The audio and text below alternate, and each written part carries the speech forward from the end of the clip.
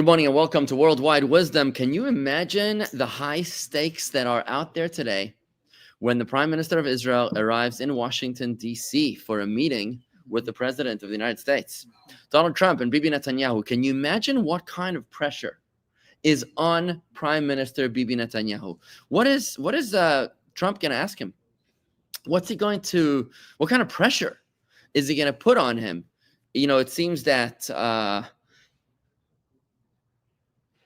Trump probably wants to end this war as fast as possible so that he can get this war off of his books. Whereas for Israel, the war needs to be won, not ended. You don't end the war with an agreement with someone whose baseline is that you have to be dead. You don't come to an agreement. You don't meet them halfway when someone's baseline is your utter annihilation. There's no halfway in such a conversation.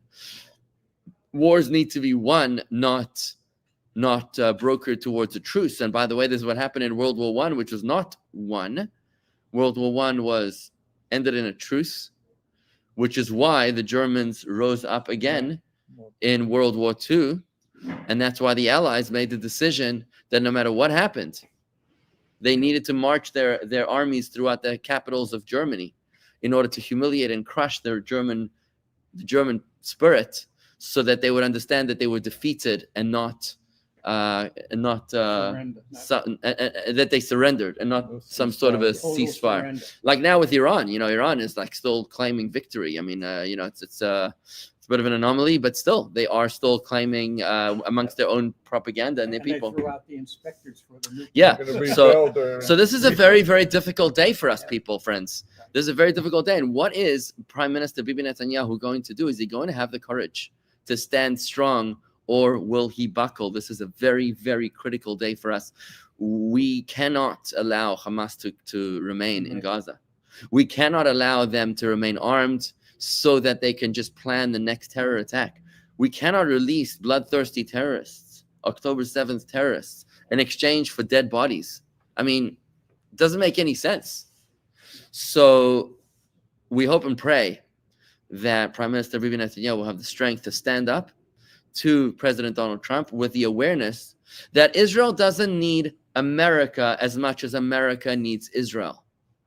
The world saw in the past few days that when everybody else was afraid of the Iranian nuclear threat, there was only one country that had the guts to stand up and make a difference, and that was Israel.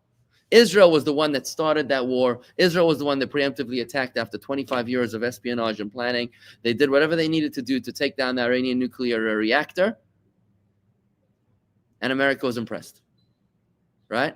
Because like one British politician said recently, Israel's doing the world's dirty work.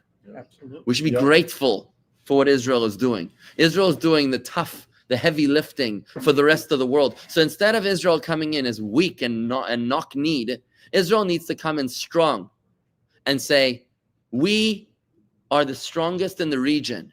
We don't need to, we don't need to make painful concessions. All we need to do is to bring back our hostages and to make sure that the soldiers who fell did not fall in vain. We need to make sure that this never, ever, ever happens again. This is the approach that Israel must take. We don't have any other choice. And this theme is reflected deeply in today's Torah portion.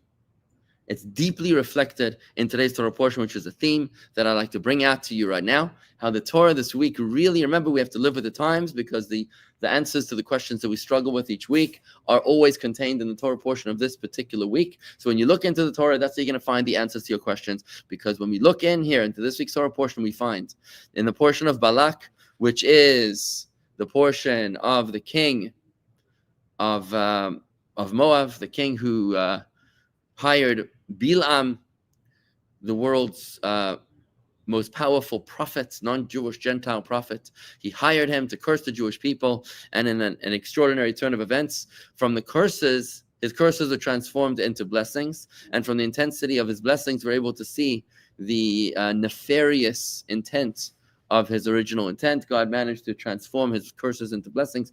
But we notice one of those blessings is a blessing which really gives us the courage and the strength that we need in the most beautiful way to be able to stand up to American pressure. What were you about to say? It's behind us now, but I was going to say what world leaders say in public, I believe is very different than what they're saying in private. Right. I think they're Right. all. And the Rebbe said this to Bibi Netanyahu years ago. The Rebbe said many years ago, I think 40 years ago, the Rebbe said to Bibi Netanyahu that you are standing up, whether it was in the United Nations or in the Knesset. The Rebbe spoke to him on both occasions. And the Rebbe said, you have to do what's right, even though it's not popular. There's going to be 119 members of Knesset standing against you, but you have to do the right thing. Yeah. You cannot be weak. You need to be strong, and you cannot be intimidated. It's interesting to see that Bibi Netanyahu has done a pretty good job in many regards since October 7th, in some occasions, not all occasions, but we hope and pray that he gets the character and musters the courage to be able to stand up to the United States president. Because remember, at the end of the day, America is strong, and America doesn't want pathetic partners. America doesn't want to have a partner that's on government, welfare. America wants a partner that's the world leader in that area, right? America doesn't want to deal with a pathetic, weak, and insecure and incompetent partner. America wants strong partners, and when we respect ourselves, that's when America respects us. When we don't respect ourselves, that's when America walks all over us. Because let's not forget one thing very important. Trump's role was to make America great again. It's not to make Israel great again. Yep. He was elected in order to protect the interests of America, not in order to protect the interests of Israel. That's the job of the Prime Minister of Israel, and he's got to do the right thing. We hope and pray that he musters the courage, that he watches this video to learn what he needs to learn in order to stand up with strength and pride. Yeah. So in the portion this week, we find this amazing blessing that Bilam, the Gentile prophet, makes over to the Jewish people. If you turn to page 973, this is Bilam's second oracle. It's on verse 18, chapter 23 in the book of Numbers. Here goes. Verse 18, Bilam responded to Balak's mocking tone by trying to vex him. See, Balak was shocked. Balak, the king who hired Bilam, was shocked that Bilam, in his first attempt to curse the Jewish people, ended up blessing them. So he was very, very upset about it. So he began to recite his parable, and he says, "Arise, Balak, and hear." This is Bilam's response to Balak. "Arise, Balak, and hear. You have no right to remain sitting while I deliver God's message to you. Listen closely to me, the son of Tzipor. God is not a man that he should lie, nor is he a mortal that he should reconsider his decisions. He promised to give the Israelites the land of Israel, so it is useless for you to try to oppose his word. Do you think you would say, you think he would say that he would do something and not do it? That he would speak and not fulfill what he said? I have received an instruction to bless them," said Bilam. "He has blessed, and I cannot retract it, because I have looked and not found any idolaters in them, in Jacob's descendants, nor any dishonest workers in them, Israel's descendants. This alone makes them worthy of being blessed. Moreover, whenever they do transgress God's will, he overlooks it. He does not look at whatever evil there is in the actions of the people, Jacob's descendants, and sees no perversity in the actions of the people, Israel's descendants. God, their God, is with them, even when they provoke him, even when they retain the king's friendship." 972, middle of the page. "They did not leave Egypt on their own, as you implied. God took them out of Egypt," right? That's interesting. It's not that they walked out by themselves. God took them out of Egypt with the strength he possesses because of his loftiness, his ability to fly above worldly powers, and his power over demons. 975.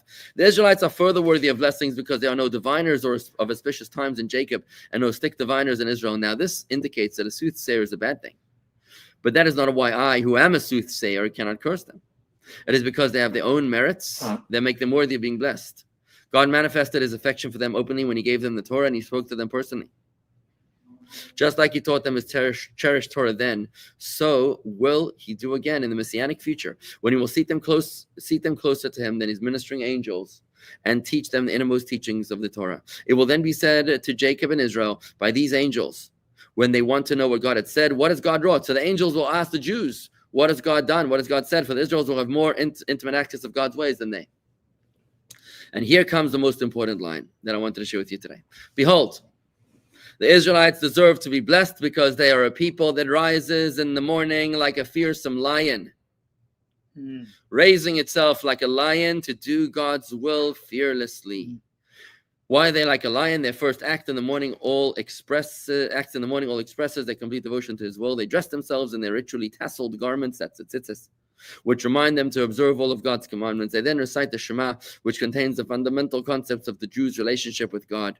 They put on tefillin, which reminds them of the exodus from Egypt and the source of all of their spiritual freedom. And they do not lie down to sleep at night until they recite the Shema and in return for dedicating themselves to God in this way, God fights their enemies. So when we are like a lion, that's when God fights our enemies, consumes those who seek to prey upon them, and drinks the blood of their slain enemies. Furthermore, they will not settle in their land until they consume their prey, the nations that they will dispossess, and inherit the spoil of the slain. And finally, Moses will not die until he kills me, his prey. This is Bilam speaking. When he kills the princes of Midian, whom he will also slay. Now, Balak was listening to all of this, the king. He was not happy. Balak said to Bilam, you must neither curse them nor bless them. If you cannot curse them, then don't say anything. Right? Okay, that's just a little segment of the portion. So here's what goes on. What happens here is that Bilam blesses the Jewish people that they are, behold, the nation rising like a lion. Now we know, of course, that Prime Minister Bibi Netanyahu chose this verse to be the name of the attack in Iran, of the 12-day war, Operation Rising Lion, is what we call it in Israel, because this was the war of the rising lion. What is the significance of the rising lion? What does it mean, a rising lion? So it's the Rabbi who explains that a lion is an animal that can never be tamed. What does that mean?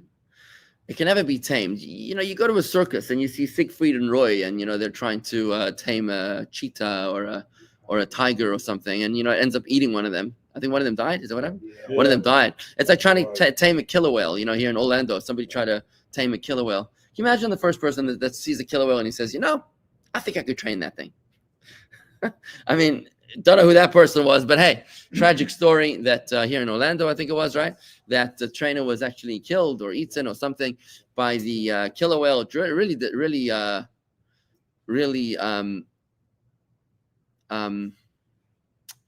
difficult. And the reason for it is because a lion is an animal that cannot be tamed. This is the significance of the Jewish people being blessed to be like a rising lion. Never defeated? Never defeated. In other words, you might be down, right, but you're never out. Right. Think about it for a moment. No animal is able to make a lion crouch. Only the lion can make the lion crouch. Only the lion itself can make itself crouch. This is the blessing that Bilam is giving the Jewish people. The blessing is, and it's some of the most beautiful blessings in all of Torah, is that you will live in times in the future where you think that you are down. You think that you're being dominated by other nations. But in reality, you're crouching of your own accord because you are untamable. No one is ever able to restrain you, the Jewish people. Now, what does the lion do when he's crouching? Hunting. Yeah. When you see a crouching lion, it's not a good sign. It's not a good sign. It means that he's getting ready to pounce. So he looks like he's down. What? Crouching means like lions, they're hunched under their back hunches. When he's sort of sitting, but he's getting ready to jump, right? So don't mistake a lion that's sitting to say, oh, that's so cute. No. You don't want to go pet a lion that's sitting down because that's looks like he's getting ready to attack, right? And that's what Bilam is saying is the state of the Jewish people when they're living in a situation where they seem to be crouching. They seem to be down. They seem to be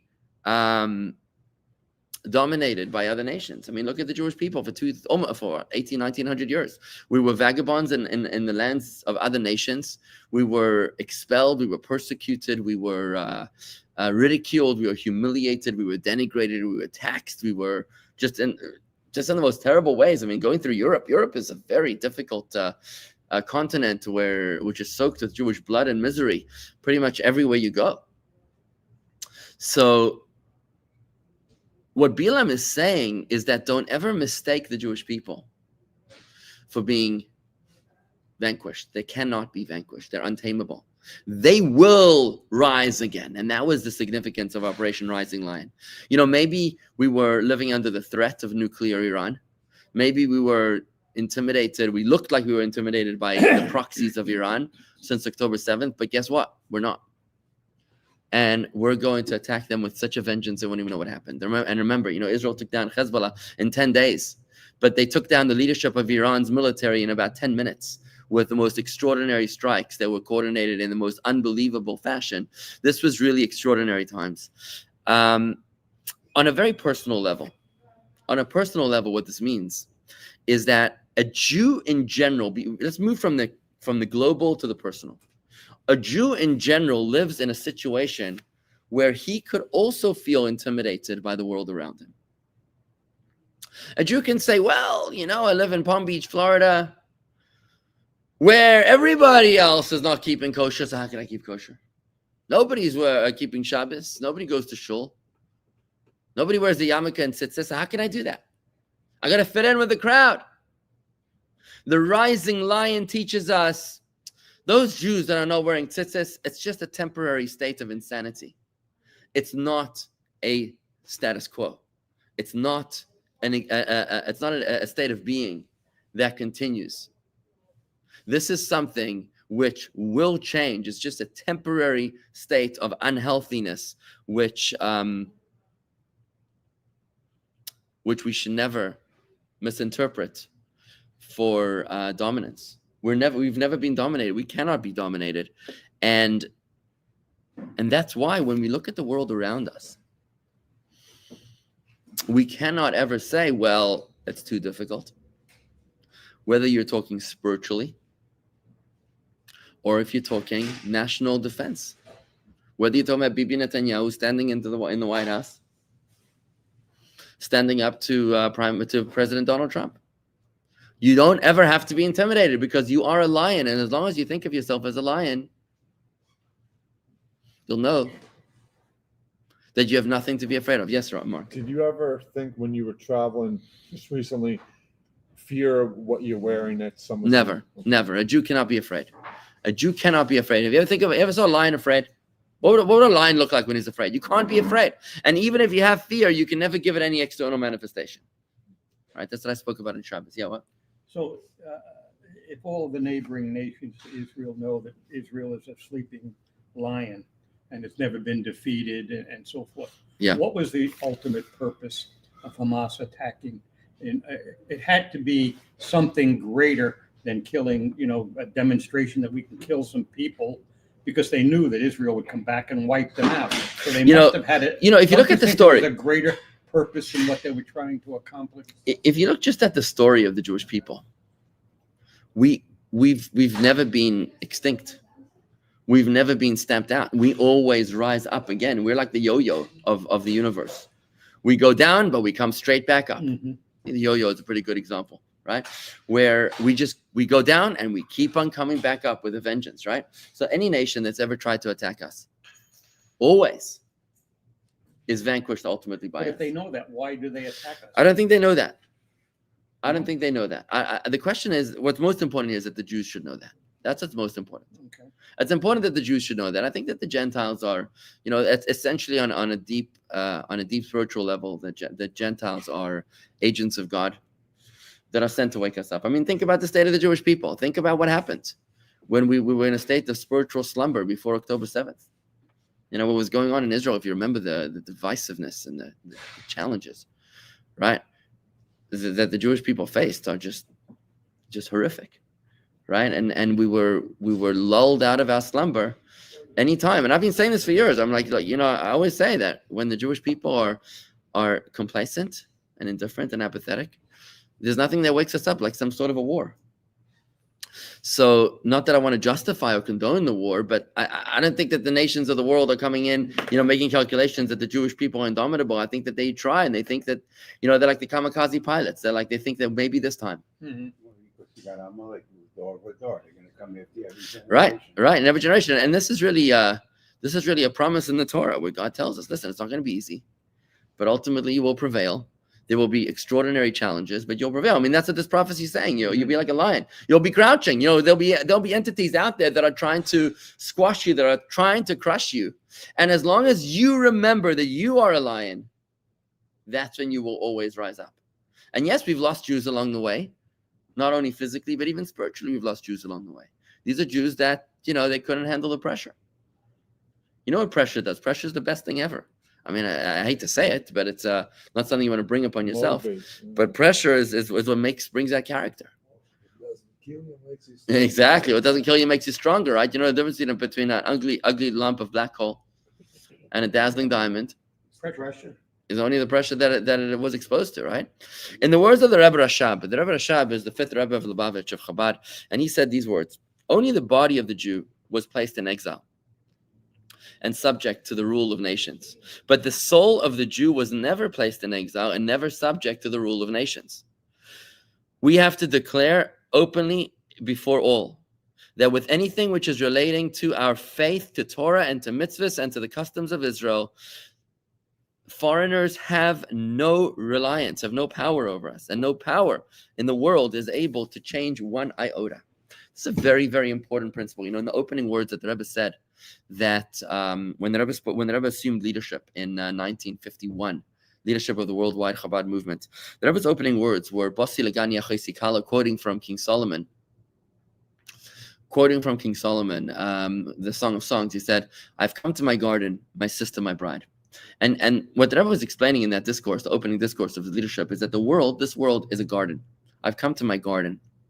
That God sees this world as a gorgeous garden. You know, we often can look at this world and think of it as a jungle, as a place of anarchy and chaos, survival of the fittest. A lot of weeds, a lot of insects, a lot of critters, unpleasant creatures that threaten to destroy the garden, to destroy the situation. But the Rebbe's approach is a mindset of positivity. This world is a gorgeous garden. Everything is by divine design. Nothing happens by mistake. Everything is from God. The good, the bad, and the very ugly is all part of the plan, right? It's kind of like, think of it this way. Maybe if you have a garden and there's a lawnmower and you're like, oh my God, or a weed whacker, and you're like, oh my God, this is terrible. But really, the purpose of the lawnmower and the weed whacker is to manicure the garden, right? So maybe we could look at it from that perspective and think that all the difficult things that happen to us are essentially sent to us by God in order to bring out some sort of greatness later. Now, it's difficult for us to see this perspective. When you're a resident of the garden, you don't properly understand this. You don't understand the contracts that the owner of the garden negotiated with the landscaping or with the insect or the terminator, the insect exterminators, right? So you don't really understand the intensity of those or the purpose or the motivation of those conversations. But for us as Hasidim, we know that we are able to see the bigger picture. We're able to understand that this world is a garden. And what it means that the world is a garden is that it's a mindset, it's a paradigm shift that says, I have never got any reason to be afraid of anything. Because everything that happens to me and to my people is always part of the divine plan. So whether I'm Prime Minister Bibi Netanyahu inside of the Oval Office today, standing up to President Trump, or if I am a Jew in the workplace whose boss tells them to work on Shabbos or to break some other commandment, we have to know that this world is a garden and a place that we do not need to be afraid. It's really an epic test, testing our mettle to see if we have the stomach to stand up and do what's right, because we are a lion that is only crouching. The lion cannot be tamed. The lion cannot be dominated. It's interesting. What helps us a lot is the once in a while seeing a miracle. Every once in a while you see a miracle, you're like, oh, right. It makes it so much easier. And I think of how many miracles. Think of how many miracles we have experienced in just the past 20 months. I mean, not even to mention the miracle of the survival of the Jewish people in the state of Israel, surrounded by all those enemies. We used to talk about miracles as the 6-day war. We used to talk about the Gulf War as an open miracle. What's the Gulf War? 39 Scud missiles rained upon Israel and nobody died. Amazing, right? But now you look at what happened with the Hezbollah war. 39 missiles, please. It's like a drop in the bucket. Yeah. They sent thousands and thousands and thousands. You're talking about over 25,000, over 35,000 rockets, missiles, drones that are coming on Israel from every direction. From Yemen, from Hezbollah, from Gaza, from Iraq, from Syria, from Iran. It's insane. And yet we've managed to take them down. We've taken down Hezbollah. reduced them to a shell. We've taken down the Iran military, the leadership at least. We've taken out their nuclear sites.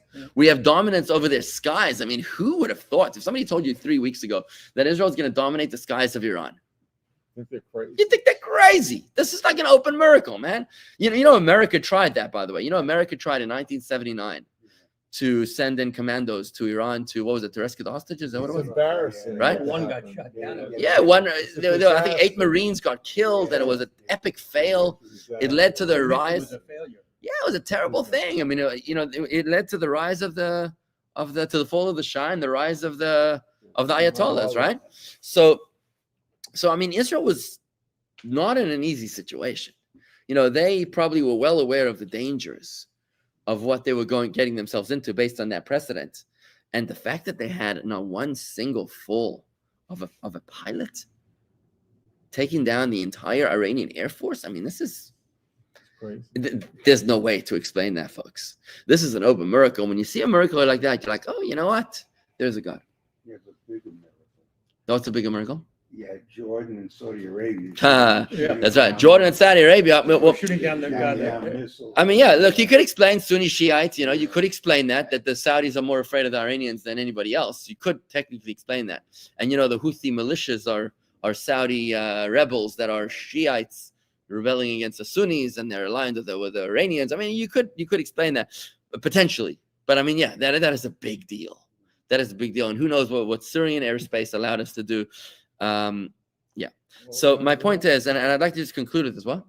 There's another miracle. God created Shia and Sunni. Yeah, to fight each other, keep themselves busy. Yeah, that's the most So- important thing. So, what happens here is that I just want to conclude with this point, is that when we have to remember that we're a lion. Mm-hmm. Our nation is a lion, and as individuals, we are lions. Don't be intimidated. Don't be afraid. Stand tall, stand strong without fear. We have nothing to fear but fear itself. Because when we're afraid, what happens when a lion is afraid? He probably gets eaten. I don't know, but I can only imagine that a lion that's intimidated doesn't do well, right? But a lion roars, right? The lion has got to be strong. The lion has got to rise, and that's what this operation is about. It was not just the 12-day war, the rising lion. This war is continuing. You know, there's talk about Israel planning for the next stage of, you know, as Iran reassembles and Rising Lion continues. But Rising Lion is a war that each and every one of us fights within our own hearts and minds and souls at every moment of every day.